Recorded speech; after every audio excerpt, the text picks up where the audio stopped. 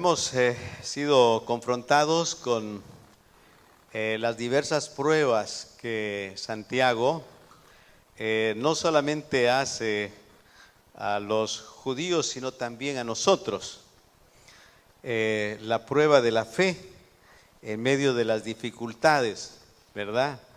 Que lo estudiamos anoche y no es fácil, ¿verdad? Cuando estamos en las dificultades es cuando realmente, como decía nuestro pastor, es cuando nos damos cuenta de que estamos hechos. Y esta mañana también es de mucha reflexión poder examinar nuestra fe frente a las atracciones del mundo, ¿verdad? De las preferencias. Y de igual manera, saber que una fe viva es una fe que realmente transforma. Yo creo que todo está enfocado en esa condición de cada uno de nosotros, si verdaderamente nuestra fe está firme en el Señor o hemos creído en vano. Me gusta lo que el apóstol Pablo habla a los corintios en 2 Corintios capítulo 15, tal vez lo podemos buscar ahí, en el verso 14 y 15. Dice el apóstol Pablo, porque el amor de Cristo nos constriñe. Pensando esto, que si uno murió por todos, luego todos murieron. Y por todos murió para que los que viven ya no vivan para sí, sino para aquel que murió y resucitó por ellos. O sea que realmente nuestra fe tiene que estar fundamentada en ese amor que nos conmueve, el amor de Cristo. Y que si Él murió por nosotros, es justo y meritorio que ya no vivamos nosotros para nosotros mismos, sino para el Señor. Y frente a esto, pues, Santiago nos lleva a probar esa fe. Y vemos que esa fe debe ser realmente probada en nuestro diario caminar, en nuestro diario vivir, ¿verdad? No es una fe que se acomoda a las circunstancias de la vida, sino que es una fe que se va a ver o que se va a medir en las circunstancias adversas de la vida. Porque muchas veces podemos caminar bien cuando las cosas están bien, ¿verdad? O sea, no hay problema, todo está bien, los negocios están bien, los ingresos andan bien, ¿verdad? Todo está bien, entonces es muy fácil caminar en una vida cristiana aparente de una fe verdadera. Yo creo que siempre es difícil pensar en las pruebas, ¿verdad? En ser probados. Quisiéramos no tener que pasar por diversas pruebas.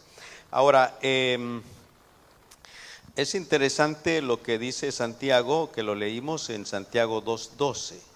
Dice, así hablad y así haced. O sea, que la vida de ustedes sea una vida en la cual las palabras de ustedes solamente confirmen sus hechos, ¿verdad? Confirmen sus hechos. Así que en esta mañana también vamos a estudiar esa prueba que tiene que ver con las palabras y con la sabiduría, ¿verdad? Con las palabras y con la sabiduría. Y yo creo que la prueba de las palabras no es tan fácil, ¿verdad? Es complicado.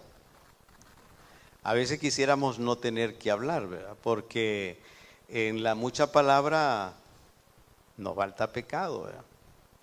Así que de repente quisiera estar sentado como ustedes ahí. Pero hay que hablarlo y hay que enfrentar este tema tan importante como es las palabras. Las palabras. Bien, en lo primero que vemos en el verso 1 es que los maestros son propensos a mayor condenación. Hablamos con nuestro pastor David acerca de los sugieres, ¿verdad? Ahora me toca hablar de los pastores y de los maestros. Así que va para todos.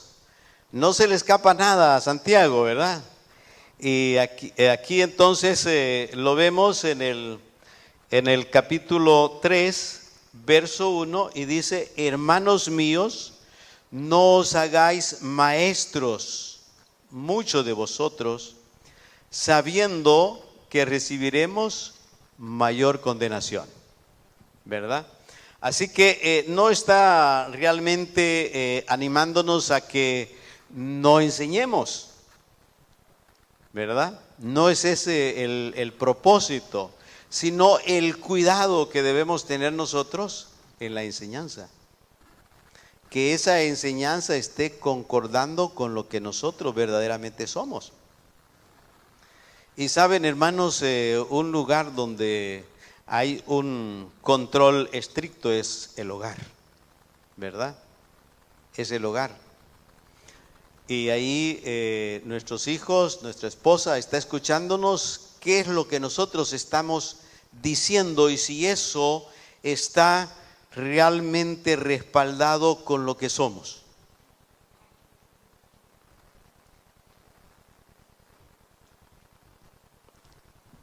Así que Santiago está diciéndonos: hermanos míos, no os hagáis maestros muchos de vosotros, sabiendo que recibiremos mayor condenación. ¿Por qué mayor condenación, verdad? Porque no debería ser igual que todos.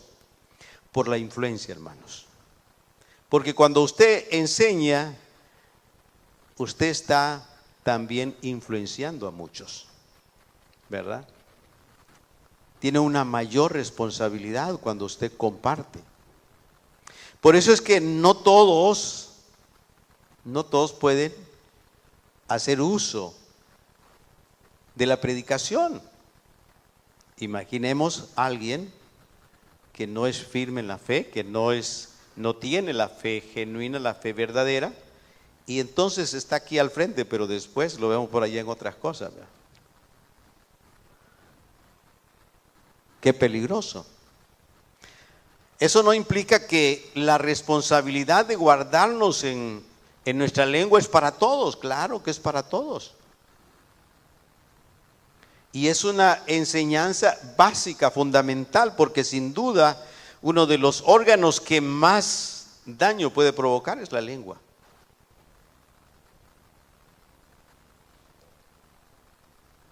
¿Cuántas personas pueden ser desanimadas aquí en este lugar?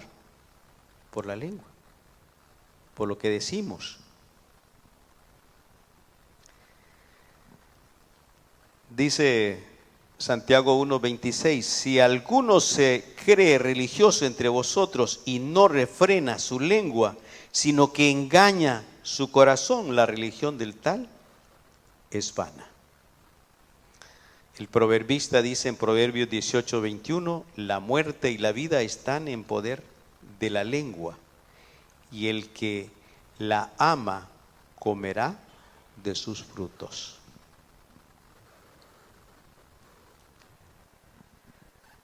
Y el Señor en Mateo 12:34 dice, hablando a los fariseos: generación de víboras, ¿cómo podéis hablar lo bueno siendo malos? Porque de la abundancia del corazón habla la boca. O sea, la boca es la chismosa del alma, ¿verdad? Es la que está revelando lo que hay dentro de cada uno de nosotros. Así que no es que la boca se lo inventa, ¿verdad? Sino que revela lo que hay en nuestros corazones. Así que es importante cuando nosotros estamos hablando poner mucha atención, ¿verdad? No solamente a lo que nosotros decimos, también a lo que las personas pueden estar diciendo. Y a veces es triste ver en las relaciones de jóvenes que están yendo al matrimonio y no poder oír lo que la otra persona expresa. ¿Por qué? Porque a través de esa conversación nos damos cuenta qué hay en el corazón. Ahora, la lengua entonces tiene poder de controlarnos también, de controlarnos. Y tenemos que ser muy cuidadosos, ¿verdad? Muchas veces oímos una frase común y dice, ya metí la pata. Pero no es la pata, es la lengua, ¿verdad? Y qué cuidadosos tenemos que ser, pues, ¿verdad? Qué cuidadosos tenemos que ser. El verso 2 dice, porque todos ofendemos muchas veces. Si alguno no ofende en palabra, este es varón perfecto, capaz también de refrenar todo el cuerpo. O sea, hay un peligro en la lengua, ¿verdad? En lo que nosotros podemos estar hablando, diciendo. Qué cuidadosos tenemos que ser, pero sobre todo con el corazón, ¿verdad? Tener un corazón limpio. Me gusta lo que Pablo habla a los filipenses en el capítulo 4, verso 8, de cómo debe estar ocupada nuestra mente, ¿verdad? ¿Qué es lo que debe haber en mi mente? ¿Cuáles son los pensamientos que deben estar dentro de mí? Porque de esa manera también mi corazón está a tono con la mente y puedo tener expresiones de edificación. Y lejos de que la lengua esté causando daños, mi lengua puede estar edificando a otros. ¿Qué es lo que realmente necesitamos? Ahora, la lengua es un miembro pequeño, dice Santiago, que se jacta de grandes cosas, de grandes cosas. Miremos lo que dicen los versos 3 al 5. He aquí nosotros ponemos freno en la boca de los caballos para que nos obedezcan y dirigimos así todo su cuerpo. Mirad también las naves, aunque tan grandes y llevadas de impetuosos vientos, son gobernados con un muy pequeño timón, por donde el que las gobierna quiere. Así también la lengua es un miembro pequeño, pero se jacta de grandes cosas. He aquí cuán grande bosque enciende un fuego pequeño. Podemos controlar los animales, dice. Podemos controlar las naves con un pequeño timón, ¿verdad? Y podemos ir donde necesitemos ir, podemos gobernarlos. Pero cuidado con la lengua. Aunque el Señor la ubicó en un lugar muy especial, ¿verdad? Le puso las mordazas de los dientes, pero aún así se desliza, ¿verdad? Aún así se desliza. Entonces, podemos gobernar muchas cosas. El hombre es tan inteligente que puede llevar naves, conducirlas de un lugar a otro, ¿verdad? Puede llevar animales, conducirlos a través de un freno, de diferentes maneras de control, pero la lengua es complicada. La lengua es complicada. Eso es lo que está diciéndonos Santiago. Ahora, en los versos 5 al 6, Santiago nos está hablando acerca de todo ese mundo de maldad capaz de corromper, ¿verdad? Y veamos lo que dice los versos 5 a 6. Así también la lengua es un miembro pequeño, pero se jacta de grandes cosas. He aquí cuán grande bosque enciende un pequeño fuego. Y la lengua es un fuego, un mundo de maldad. La lengua está puesta entre nuestros miembros y contamina todo el cuerpo e inflama la rueda de la creación. Y ella misma es inflamada por el infierno. Hermanos, ¿cuántos divorcios se dan a causa de la lengua? No es a causa de los golpes, ¿verdad? En los tiempos antiguos se decía que la lengua no era una daga, era una flecha, ¿verdad? ¿Por qué era una flecha? Porque tenía mayor alcance, ¿verdad? Tenía mayor alcance. Entonces, una daga puede alcanzar a un hombre a cierta distancia, pero una flecha, ¿verdad? Pues hoy con la tecnología moderna, pues ya le cambiaríamos a la flecha, ¿verdad? Ya, no sé, los que saben de armamento nos dirían, bueno, es eso, un misil transatlántico, no sé qué van a decir, ¿verdad? ¿Verdad? Intercontinental, sí. ¿Por qué? Porque puede llegar más allá de nuestro entorno. Eso es la lengua, ¿verdad? Usted solo agarra el teléfono, se comunica, inmediatamente, ¿verdad? Genera explosión, donde sea.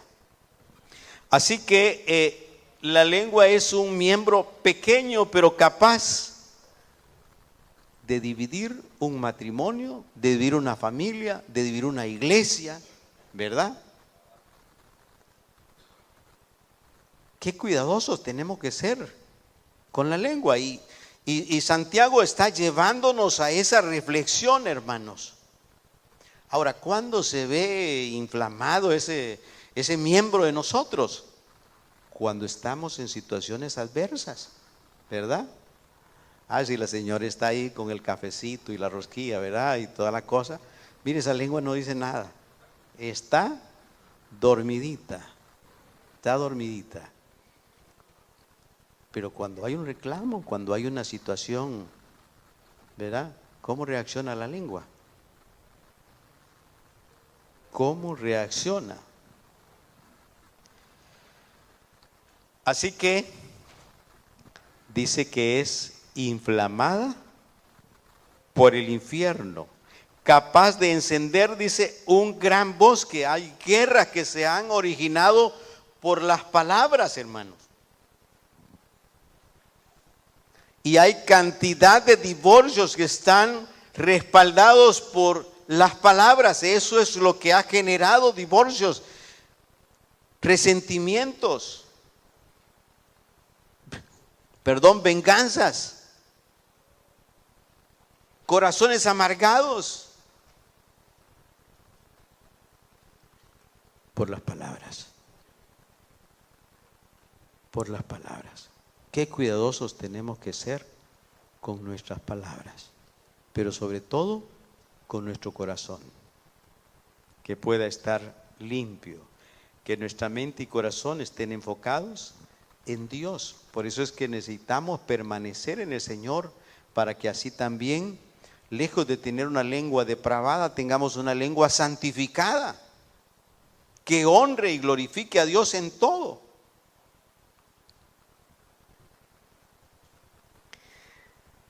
La lengua, concluye en estos versos del 7 al 12, es un mal incontenible, dice Santiago. Porque toda naturaleza de bestias y de aves y de serpientes y de seres del mar se toma y ha sido domada por la naturaleza humana. Mire qué interesante. Somos capaces de domar todo. Eso es lo que dice Santiago. Pero mire lo que sigue. Pero ningún hombre puede domar la lengua, que es un mal que no puede ser refrenado, llena de veneno mortal. Con ella bendecimos al Dios Padre y con ella maldecimos a los hombres que están hechos a la semejanza de Dios. De una misma boca proceden bendición y maldición. Hermanos míos, esto no debe ser así. ¿Acaso alguna fuente hecha por una misma abertura agua dulce y amarga? Hermanos míos, ¿puede acaso la higuera producir aceitunas o la vid higos? Así también, ninguna fuente puede dar agua salada y agua dulce. Eso no está a tono, hermanos, ¿verdad? Y lo repite, hermanos míos, no, eso no es así. Eso no es así. Recapaciten.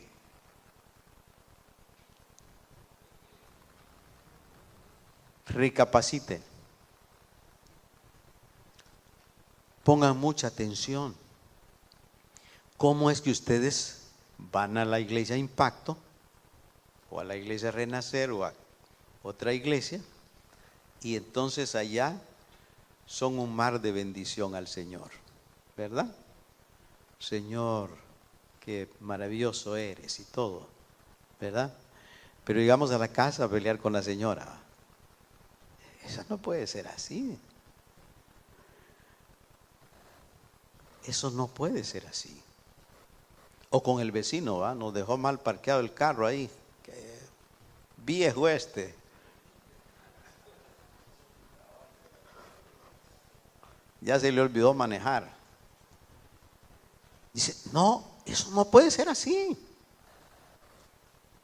¿Por qué? Porque ese hombre, aunque pecador como sea, es la corona de la creación de Dios. Ese hombre es la razón por la cual Cristo vino y murió por él. ¿Cómo vamos a maldecirlo? Eso no puede ser así. Ese hombre es la razón del amor de Cristo. ¿Cómo puedo maldecirlo?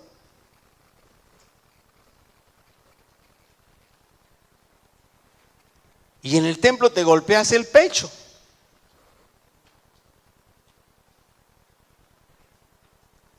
Y en la calle maldices a los hombres que fueron creados a imagen y semejanza de Dios, que fue su corona, su gloria. Por lo cual el amor de Cristo se manifestó. Pero vienes y lo maldices. Eso no es así.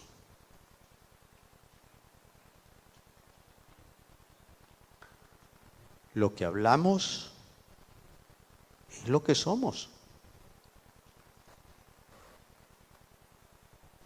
Tiene que haber transparencia. Tenemos que tener una vida diferente. Somos una nueva creación en Cristo Jesús, para buenas obras, las cuales Dios ha preparado de antemano para que andemos en ellas. Efesios 2:10.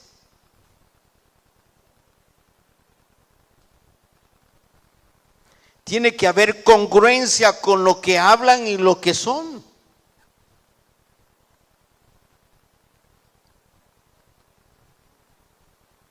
Me encanta lo que dice el proverbista hablando de la mujer sabia. Dice que su corazón o el corazón de su marido está confiado en ella.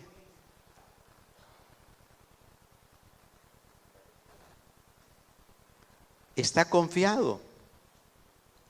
Así debe ser el corazón de cada uno de nosotros. Saber que mi esposa sabe lo que ando haciendo aquí, ¿verdad? Y yo sé lo que ella está haciendo allá. Y lo que somos en la casa, somos en la calle. Siempre me gusta abrazarla cuando estoy en el templo. Bueno, ya los hermanos lo saben, pero yo le digo, a saber si fuera en otro lugar y te estoy abrazando, voy a decir, hay reconciliación.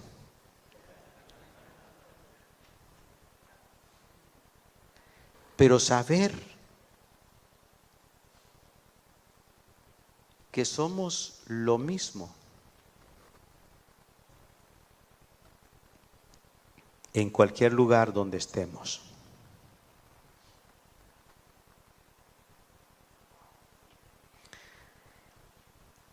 En los versos 9 al 12 vemos toda esa hipocresía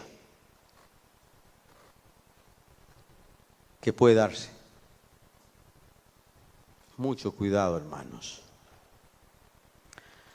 Cuando me toca compartir el evangelio con hombres casados, les digo,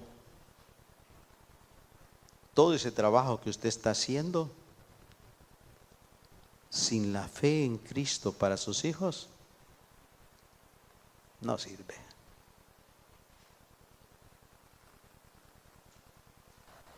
La mejor herencia que usted puede darle a los hijos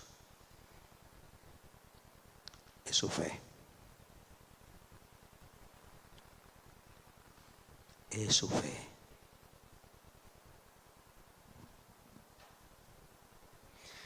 Que sus hijos puedan ver en usted ese hombre temeroso de Dios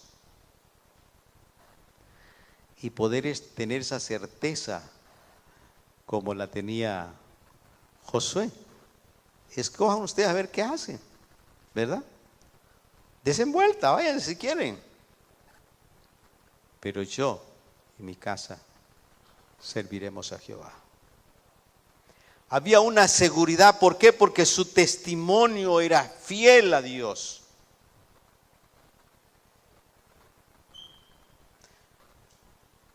Sus palabras concordaban con su estilo de vida.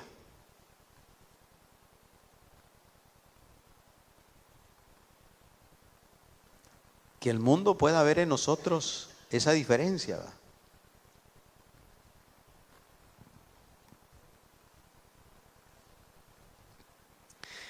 Bien, vamos a pasar a la prueba de la sabiduría.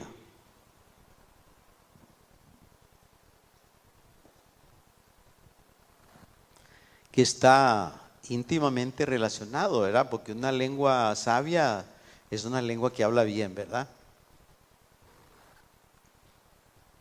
Siempre está hablando entre nosotros, como dice la Escritura, con salmos, con cánticos espirituales.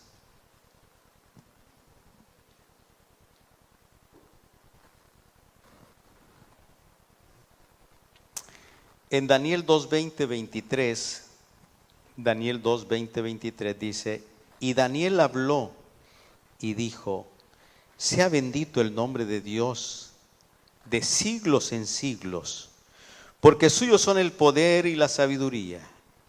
Él muda los tiempos y las edades, quita reyes y pone reyes, da la sabiduría a los sabios y la ciencia a los entendidos. Él revela lo profundo y lo escondido, conoce lo que está en tinieblas, y con él mora la luz. A ti, oh Dios de mis padres, te doy gracias y te alabo, porque me has dado sabiduría y fuerza, y ahora me has revelado lo que te pedimos, pues nos has dado a conocer el asunto del Rey. Qué maravilloso. Alaba el nombre de Dios por la sabiduría. Hermanos, Santiago quiere también que nuestra sabiduría sea también una prueba de nuestra fe, ¿verdad? ¿Cómo es nuestra sabiduría? ¿Es una sabiduría terrenal o es una sabiduría celestial? ¿Verdad? Y en el verso 13 dice Santiago, ¿quién es sabio y entendido entre vosotros? Los maestros, ¿verdad? Esperaríamos. Los predicadores, esperaríamos, ¿verdad? Los que están tratando de llevarnos a cada uno de nosotros a eso. Muestre por la buena conducta sus obras en sabia mansedumbre. La sabiduría tiene que ver, y era entendido así por los judíos como una aplicación del conocimiento a una vida práctica, ¿verdad? O sea, la sabiduría tiene que ver precisamente de cómo vivimos, ¿verdad? De cómo vivimos. El entendimiento o conocimiento tiene que ver con aquellos conceptos claros, bien definidos, ¿verdad? Así que aplicados a un diario vivir por medio de la sabiduría de Dios. De hecho, que el mundo no entiende esto, ¿verdad? Esto es revelado a cada uno de aquellos cuyo Espíritu de Dios mora en sus corazones. Así que, qué importancia es saber dónde está la fuente de la sabiduría, ¿verdad? Esa sabiduría celestial, y poder también diferenciar qué cosas o cuál es la verdadera sabiduría, la sabiduría de Dios y lo que es la sabiduría terrenal.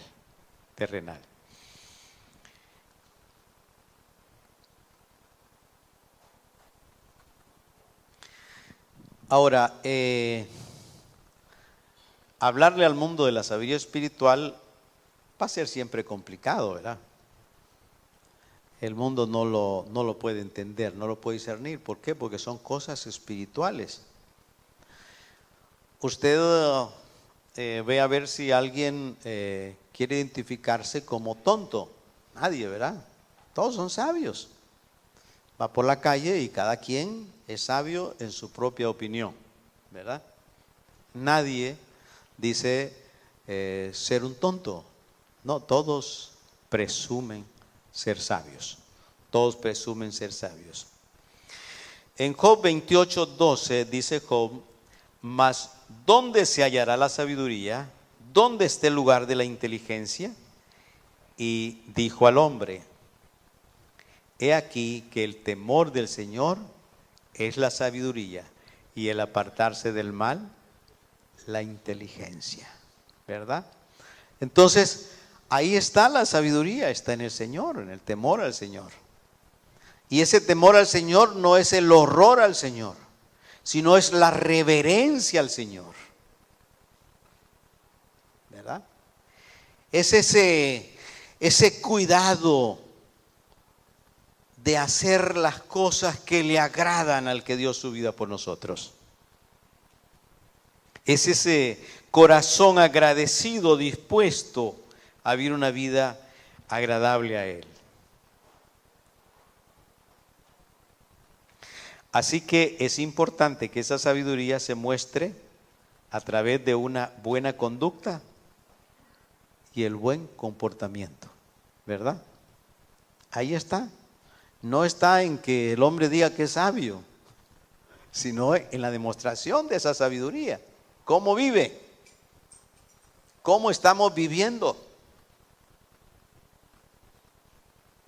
No es en que diga, yo soy un hombre. No. Es su vida la que debe de reflejar esa sabiduría de Dios. ¿Cómo vive en su casa? ¿Cómo vive con sus hijos? ¿Cómo vive en el trabajo? Sí, en el trabajo, en el estudio.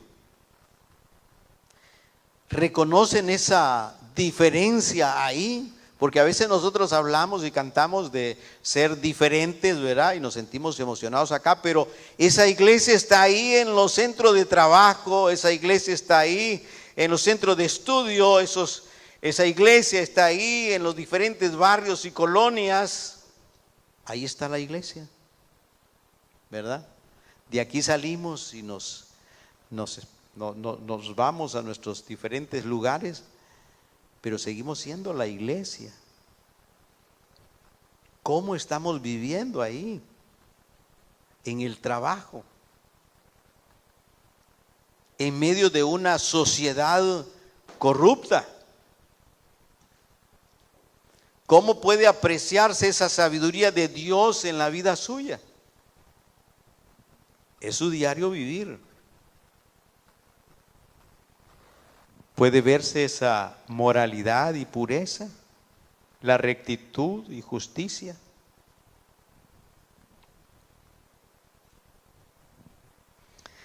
El hombre sabio sabe que no puede hablar algo que no vive. Hermanos, cuando vamos a preparar un estudio, a veces uno pensaría que es para los hermanos, pero el primero tiene que ser el que recibe el estudio, es uno, ¿verdad? Y entonces lo pone el Señor ahí en la cuerda, va, y dice, ¿cómo estás?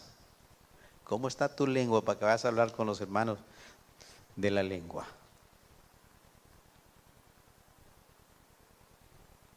Qué difícil, ¿verdad? Qué difícil.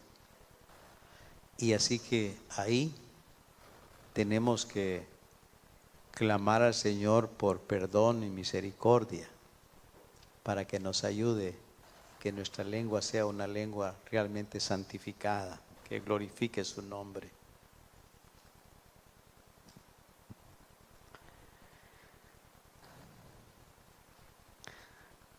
En Santiago 1:5 estudiamos ayer con el pastor Luis. Si alguno de vosotros tiene falta de sabiduría, pídala a Dios, el cual da a todos abundantemente y sin reproche, y le será dada. Qué maravilloso que el Señor pueda darnos esa sabiduría, hermanos, para poder conducirnos. Ahora, la motivación de la sabiduría falsa, ¿verdad? Es importante que nosotros podamos revisarla a la luz del verso 14 del capítulo 3. Dice, pero si tenéis celos amargos y contención en vuestro corazón, no os jactéis ni mintáis contra la verdad. ¿Dónde se origina la sabiduría falsa? En un corazón celoso, amargo, contencioso. Ahí, ¿verdad? ¿Qué sientes? ¿Qué sientes que hay en tu corazón? Y ahí quiere llevarnos Santiago. ¿Se cree o se rechaza con el corazón la falsa sabiduría? Que si confesares con tu boca que Jesús es el Señor y creyeres en tu corazón que Dios le levantó de los muertos, serás salvo. La sabiduría se recibe con el corazón y tiene que ver con el temor al Señor. Igualmente, el hombre puede rechazarlo, pero es con el corazón. Ahora, características de la sabiduría falsa. En el verso 15. Porque esta sabiduría no es la que desciende de lo alto, sino terrenal, animal, diabólica. Esa que tiene una motivación de un corazón alejado de Dios, tiene también sus características.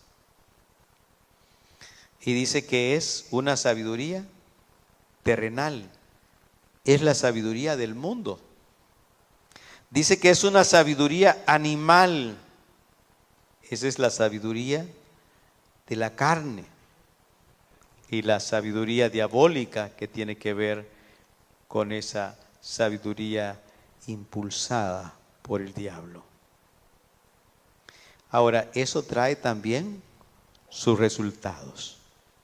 Celos amargos, contención en nuestro corazón, en el corazón, miente contra la verdad, hay celos, hay contención, hay perturbación, hay toda obra perversa. Esos son los resultados. Yo creo que son evidentes, podemos nosotros identificarlos. Porque donde hay celos y contención, ahí hay perturbación y toda obra perversa. Ahora démosle una mirada ahora a los versos 17 y 18 acerca de la sabiduría verdadera. En el verso 17 encontramos esa motivación. Dice la motivación de la sabiduría verdadera.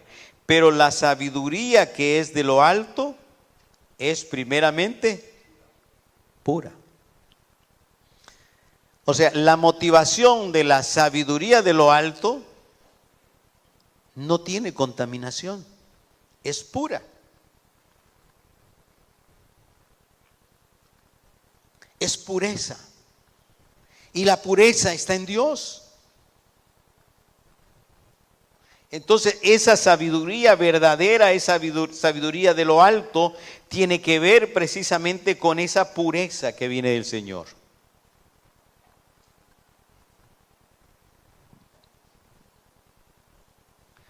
Ahora, ¿qué características vemos en esta sabiduría en los verso 3, 17b? Después dice que es pacífica, amable, benigna, llena de misericordia y de buenos frutos, sin incertidumbre ni hipocresía. Es pacífica, es pacífica. Está siempre buscando la paz. Y como lo ha dicho antes Santiago en el verso 13, dice que debe manifestarse en una conducta, sus obras, dice, en sabia mansedumbre, en sabia mansedumbre.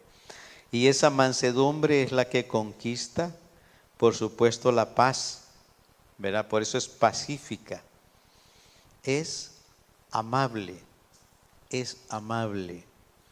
Hermanos, y la amabilidad no debe ser la respuesta de ser atendidos con amabilidad, ¿verdad? Porque si las personas son amables con nosotros, entonces nosotros somos amables. No, ¿verdad? La amabilidad debe manifestarse en nosotros pese al maltrato a veces. Pese al maltrato, ¿verdad? Pero ahí es donde esa sabiduría es puesta a prueba, hermanos, ¿verdad? Cuando recibimos algo que consideramos que no es justo.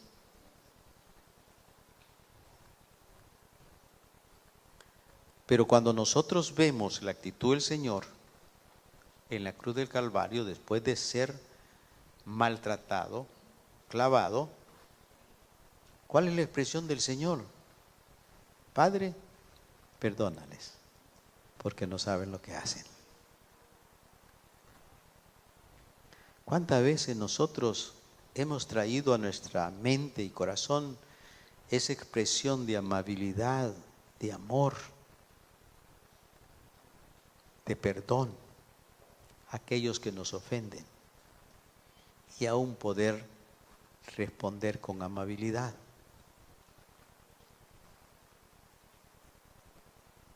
Hermanos, es que es la prueba, es que a veces nosotros pensamos que, bueno, hay que ser amables, hermanos, ¿verdad? Con todos los que son amables con nosotros, como lo estudiamos anteriormente. ¿Cómo debe ser el amor? Es con todos.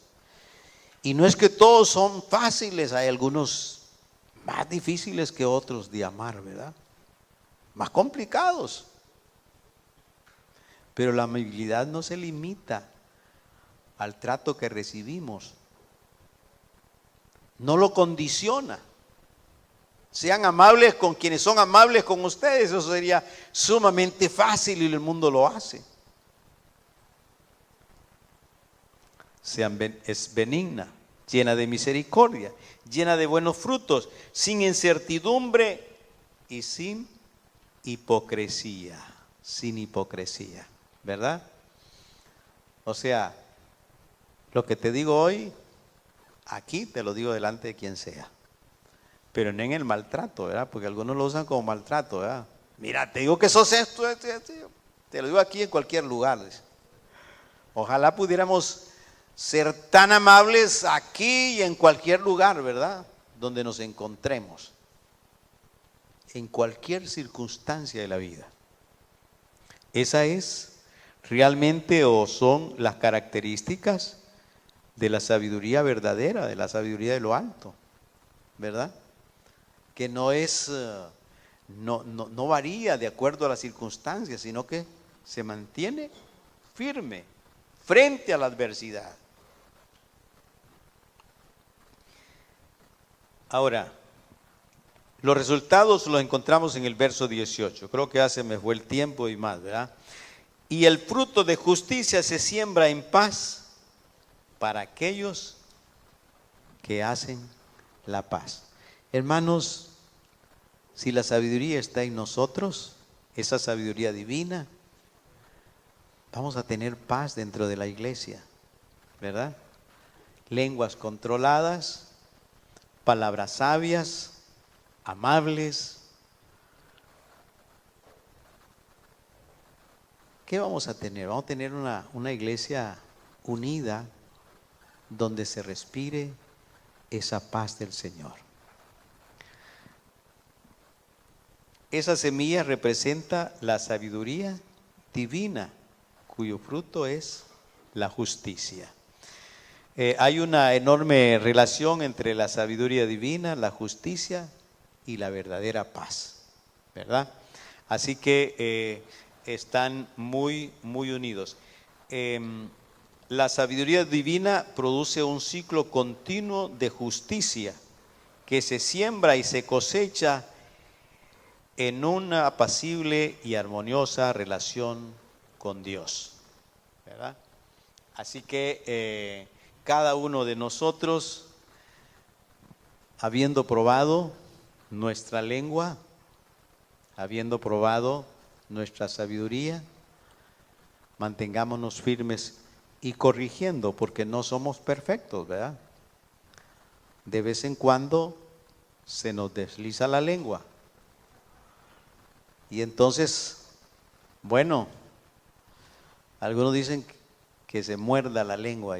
No nos la mordamos, pero que podamos identificar cuando estamos usando mal la lengua, ¿verdad? Que estemos atentos a esa sabiduría divina que es una sabiduría que debe manifestarse en una sabia conducta, comportamiento, con humildad, ¿verdad? Con humildad, no con prepotencia, porque cuando nos salimos del verdadero origen de nuestra sabiduría, entonces estamos cayendo en la otra. Y esa no la queremos. Esa no la queremos. Concluyendo, hermanos, el verdadero creyente reconoce las implicaciones del mal uso de la lengua. Cada uno de nosotros debe ser consciente del peligro, del daño que puede ocasionar el mal uso de la lengua. Así que vamos a estar atentos para que nuestras palabras sean palabras de edificación y no de destrucción, ¿verdad? Que podamos usar la sabiduría de Dios para poder hablar correctamente. El verdadero creyente permanece en Dios para controlar también su lengua y mantener la sabiduría del Señor, ¿verdad? Es necesario, dice el Señor en su palabra, que alejados de Él nada podemos hacer. Así que necesitamos permanecer en el Señor.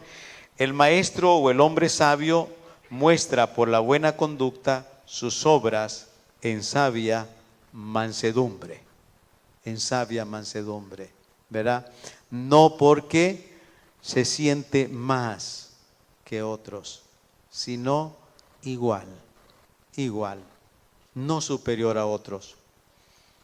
La sabiduría de Dios nos lleva a esa mansedumbre, a esa humildad de reconocer que nada es por méritos nuestros, sino por la gracia infinita de nuestro Señor Jesucristo. Hermanos, que el Señor les bendiga y que sigamos adelante juntos, ¿verdad? Honrando y glorificando el nombre de nuestro Señor Jesucristo, creciendo en fe.